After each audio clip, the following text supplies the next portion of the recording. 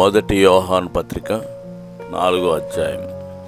ప్రియులారా, అనేకులైన అబద్ధ ప్రవక్తలు లోకంలోనికి బయలు వెళ్ళి ఉన్నారు కనుక ప్రతి ఆత్మను నమ్మక ఆయా ఆత్మలు దేవుని సంబంధమైనవో కావో పరీక్షించుడి. యేసుక్రీస్తు శరీరధారి అయి వచ్చినని ఏ ఆత్మ ఒప్పుకొనునో అది దేవుని సంబంధమైనది.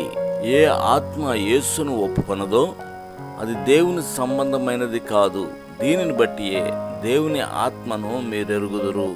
క్రీస్తు విరోధి ఆత్మ వచ్చునని మీరు వినిన సంగతి ఇదే. ఇదివరకే అది లోకంలో ఉన్నది. చిన్నపిల్లలారా, మీరు దేవుని సంబంధులు. మీలో ఉన్నవాడు లోకంలో ఉన్నవాని కంటే గొప్పవాడు గనుక మీరు వారిని జయించి ఉన్నారు. వారు లోక సంబంధులు గనుక లోక సంబంధులైనట్టు మాట్లాడుదురు. లోకము వారి మాట వినును. మనము దేవుని సంబంధులము. దేవుని ఎరిగినవాడు మన మాట వినును. దేవుని సంబంధి కానివాడు మన మాట వినడు. ఇందువలన మనము సత్యస్వరూపి అయిన ఆత్మ ఏదో, బ్రహ్మపరచు ఆత్మ ఏదో తెలుసుకొనుచున్నాము.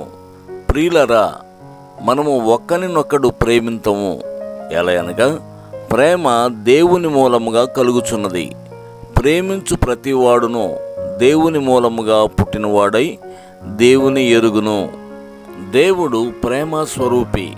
ప్రేమ లేనివాడు దేవుని ఎరుగడు.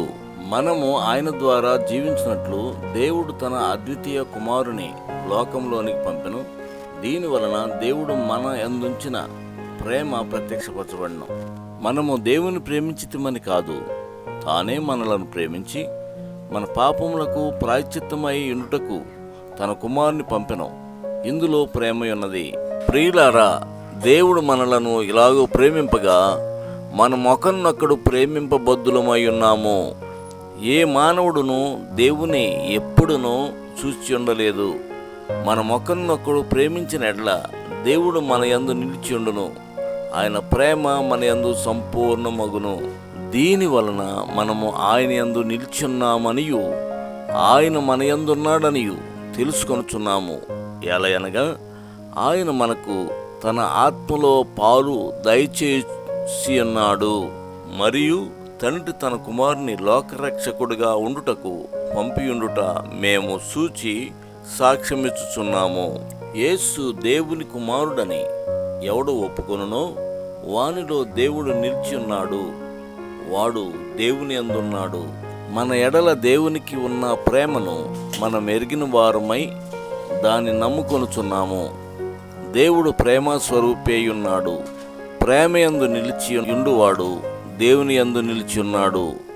దేవుడు వాని యందు నిలిచి ఉన్నాడు. తీర్పు దినమందు మనకు ధైర్యం కలిగినట్లు దీని వలన ప్రేమ మనలో పరిపూర్ణము చేయబడి ఉన్నది. ఎలయనగా ఆయన ఎట్టివాడై ఉన్నాడో మనము కూడా ఈ లోకములో అట్టివారమై ఉన్నాము. ప్రేమలో భయముండదు. అంతేకాదు, పరిపూర్ణ ప్రేమ భయమును వెళ్ళగొట్టును. భయము దండనతో కూడినది. భయపడువాడు ప్రేమయందు పరిపూర్ణము చేయబడినవాడు కాడు. ఆయనే మొదట మనలను ప్రేమించెను కనుక మనము ప్రేమించుచున్నాము.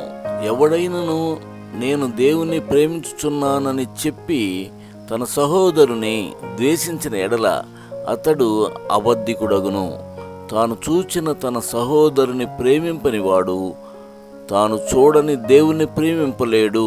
దేవుని ప్రేమించువాడు తన సహోదరుని కూడా ప్రేమింపవలనను ఆజ్ఞను మనం ఆయన వలన పొంది ఉన్నాము.